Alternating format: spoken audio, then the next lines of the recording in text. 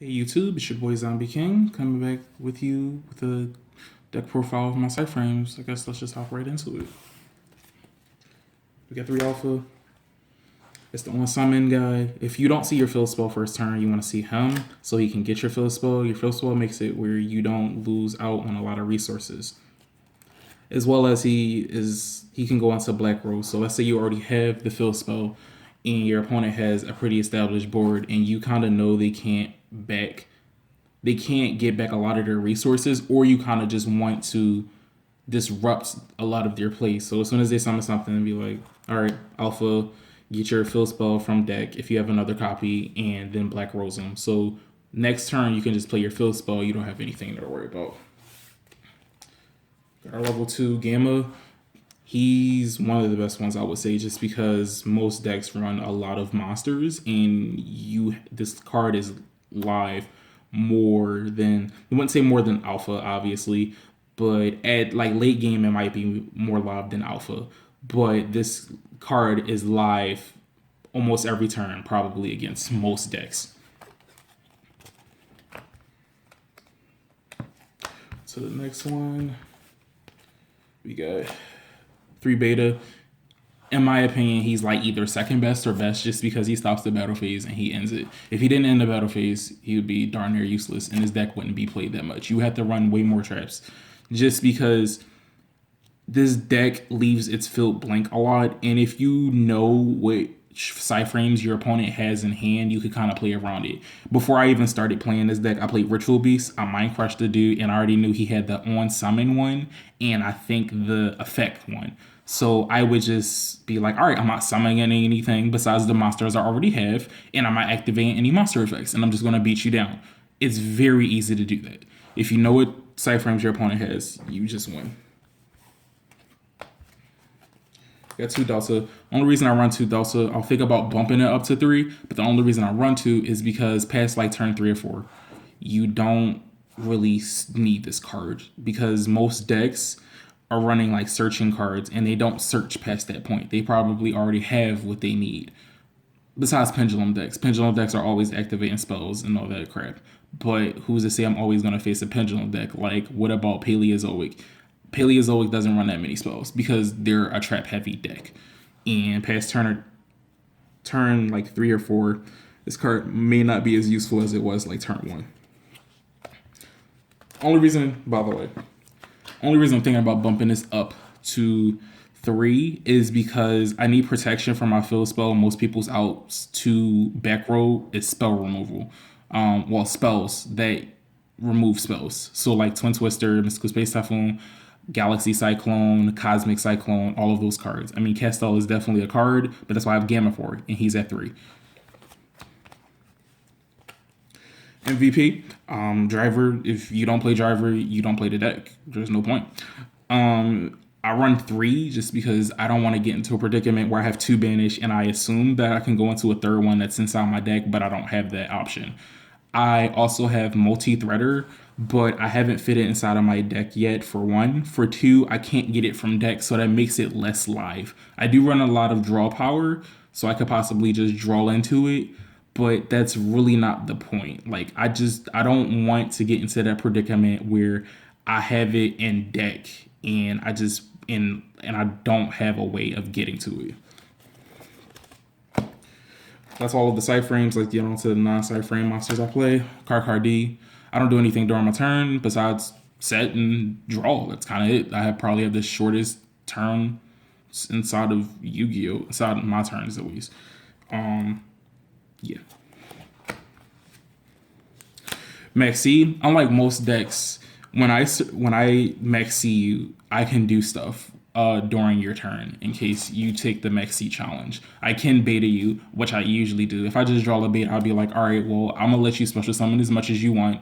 I'm gonna beta you, and then you're gonna be mad because you just summoned this whole big board and I plus like 5 or so. But yeah, especially going first with this deck that I've seen, if they don't know what they're facing, which they usually don't since it's the very first duel of the match, they lose purely just off of they think they can either get through Maxi or they can get away with certain stuff. So they overextend. I punish them for it, and then I'll summon like out Omega and Gamma, and I'll have a field established, and they'll be like, all right, next game, let's skip past all that crap. Psy-frame current, self-explanatory.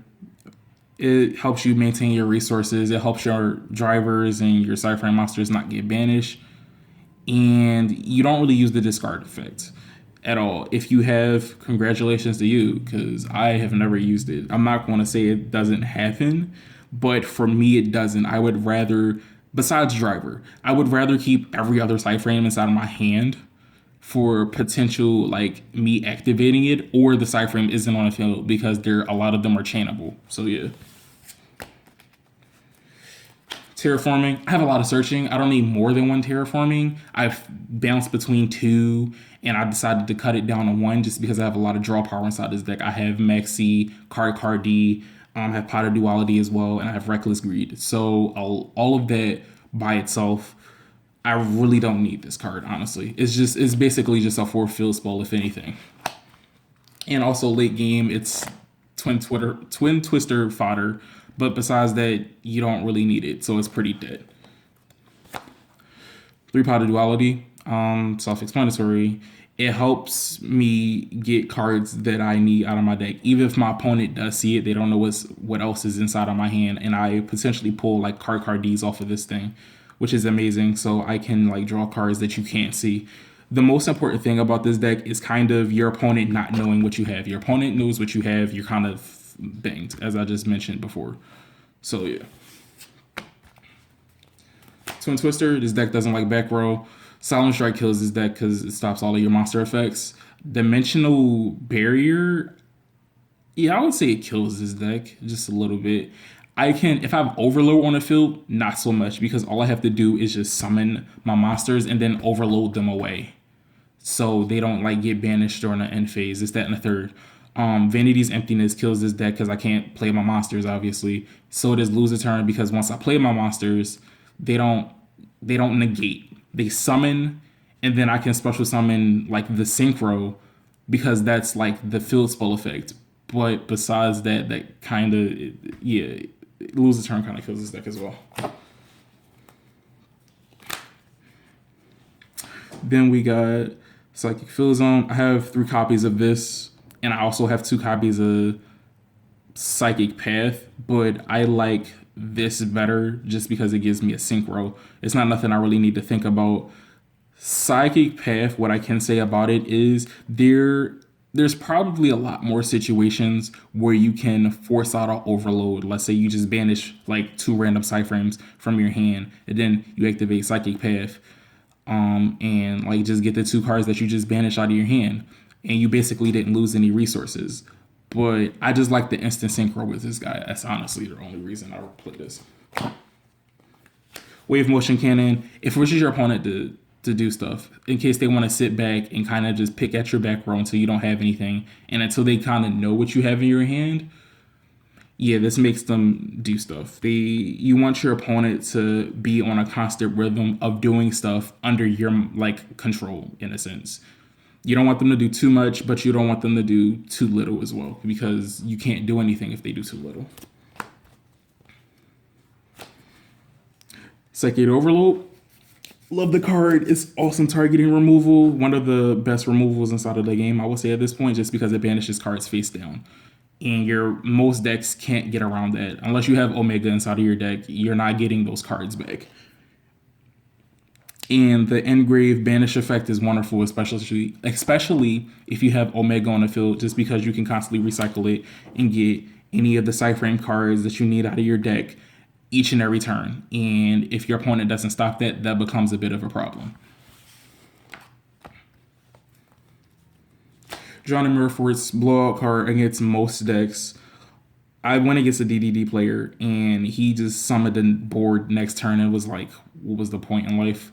But yeah, against most other decks, if you do this at the right time, they can't do anything after that point. And if you already have a synchro on board, you can just beat them down to death. 3 copies of Reckless Greed. You want to see your Psy-frames as quick as possible, honestly. You want your outs to whatever your opponent is doing. You want to control your opponent fully. You don't want them doing anything that you wouldn't want them to do, obviously. All right, that's it for my main deck. Onto the extra deck. We got Red Eyes, Flare Metal Dragon. This is really just for burn damage. You can pull out 7s a lot easier than I would say 8s, just because my 8s are monster and spell negation, but my 7s that I make are battle and summon. It's easy. It's a lot more frequent that you battle and summon rather than activate monster effects and spell effects. For one. For two, can't be destroyed while it has Xyz material. Does it can't be targeted or can't be destroyed? It can't be destroyed while it has Xyz materials, which is a nice little bonus. And if they're low enough on life, if you lower them enough, then they'll just kill themselves, honestly. You got 3 Zeta. Awesome card. Honestly, with most Psy-frame deck profiles that I've seen, it's a rule that you run 3 Zeta. You don't really go against that rule just because you just don't. Like, you have the extra deck space, a lot of Psy-frame players do at least, to run 3 of this guy. You can definitely go into 2 with this guy, like turn 1 without even trying, and it just happens, and you just be like, oh man, whatever. The engrave effect, where you can add 1 Psy-frame from your graveyard to hand, I would say is even better than Omega in this deck, just because you add back hand traps that you can stop your opponent with. You can add back the ideal ones depending on what you're doing. Sorry, my phone notification or my tablet notification. Apologies. We got Black Rose. Blow up people's boards on their turn is completely awesome. And as the combo that I mentioned before with the Alpha, the second and third, it's awesome. And with Omega, let's say you have Omega engraved, you can shuffle his bag just so you can get the combo going. Once again, just in case they have another established board. Michael, you can make it. It's a 7, and you banish stuff. It's nice removal. That's basically it. Moonlight, like this. I like this against certain matchups just because it's a constant threat. You get the on-field special summon. All right, well, I'm bouncing one of your cards, but it's not just it after that. If they special summon during their turn, a level 5 or higher, they have to deal with the consequences of this bouncing that the hand as well. Crystal Wing is a nice 7. I barely see it because it's one of those cards that stay on the field for a while if you're playing against a certain matchup. In this deck, if you have a monster stand on the field too long, your opponent can play Yu-Gi-Oh! Again. You don't want your opponent playing Yu-Gi-Oh! You want to stun your opponent to the point where they don't play Yu-Gi-Oh! Yazi can't be targeted. It's the only reason it's in here, honestly. Against Magic Specters, for the most part, it's an auto win, except if they have Sonic. I know a lot of Magic Spectre players play Sonic just because there will be certain monsters they can't target and get over, like the whole Cosmo deck. But that's not the point. You want to stop them from being able to do what they want, even for a short period of time, especially if you kill their pendulum skills, just because they can't summon out that as many monsters that they would want to and get their spell or their Sonic from deck and beat you down with it.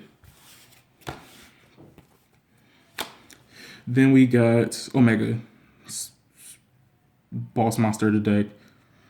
A lot of other decks run them just because of the hand loop and what you can do and get back banish cards from the banish zone, like just any card. The graveyard effect isn't really all that useful, I would say. Only useful part about it is that it puts itself back inside of the extra deck. That's about it. I've won games single-handedly off of this card just because I think I negated a spell. I was going against it was a Monarch, the Power Ranger Monarch, crap, I forget what his name. But I was going against them. I negated a spell and then I negated a monster effect. I got both of these out and he was like, all right, next game, because he only had 1 card in hand at that point and I could just banish it out and he wouldn't be able to do his turn anyway. But, so the next one. Start a Spark Dragon. You can combo this with Wave Motion Cannon and protect it from being destroyed by most of the spell and trap removal in the game. Besides Castel. Castel is a bit of a problem when it comes to what is it, the field spell and wave motion cannon. But if you have Gamma, you should be fine. Gamma as well as Zeta.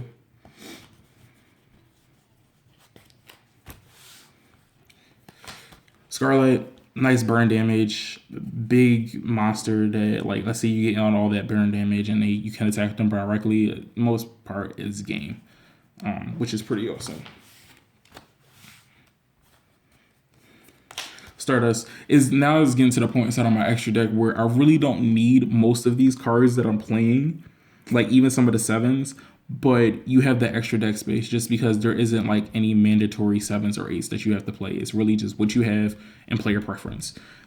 I like this a lot just because of it removes itself off of the field for the rest of the turn, which is awesome. So I can actually start playing my Psy-frames from hand, this, that, and the third.